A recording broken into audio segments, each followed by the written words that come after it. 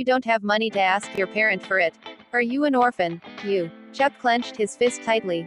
For as long as he could remember, he had been living with his grandfather. He never seen his parents before.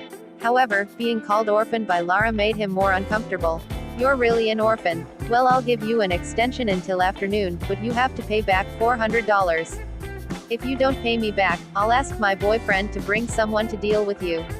Lara warned and left. Chuck stood still in his track. He was extremely sad. He had enough of such humiliation. Just as Chuck was thinking about what part-time job he was going to do, his phone rang. Chuck looked at the caller ID and saw that it turned out to be a foreign number. He was afraid that it was probably a swindler. However, when he thought of the online recruitment of mercenaries in Syria, which was quite popular recently, offering $800 a day, he became interested again. Although he knew it could be a scam, if it was true, he would definitely go to Syria without any hesitation.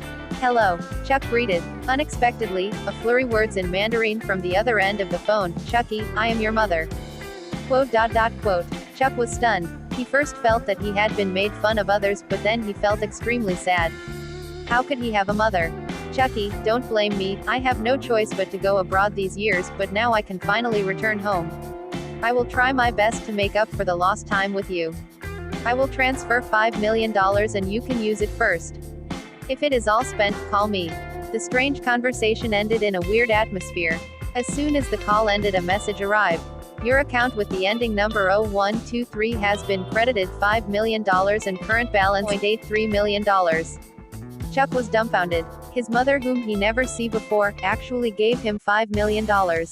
He looked at the text messages and counted the zeros, again and again, confirming it more than a dozen times, and then went to an ATM machine to check it if it was correct. He was ecstatic. Quote, that was $5 million. What more, it was a mysterious mother who casually gave him a pocket money. Even Yvette, who was been busy on her business, had less than $1 million including her car and her savings. Chuck giggled and went to the campus. At this time, Yvette, who was going to the public binding for class, said in disgust after seeing Chuck, why aren't you in class? But instead of laughing here stupidly. I'm not going to class anymore. Chuck stood where he was and watched Yvette quietly. Yvette felt a little strange. She seems to see a confident look in Chuck's eyes. Isn't he still a useless piece of trash? How dare he argue with her? Yvette was angry. How dare you to talk back to me? If you have guts, don't come to my house today. Chuck was also tired of being treated coldly by Yvette. He said disdainfully, I'm not going back, I'll sleep elsewhere.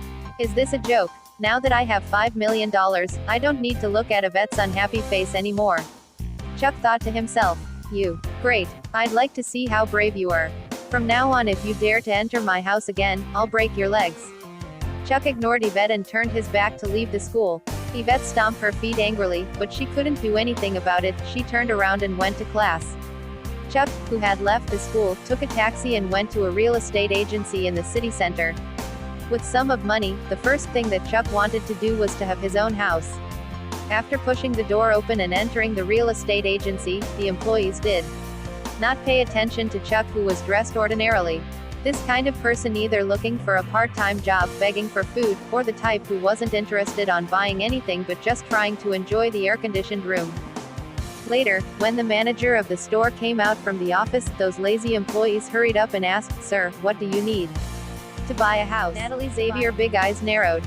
She stared at Chuck carefully for a long time.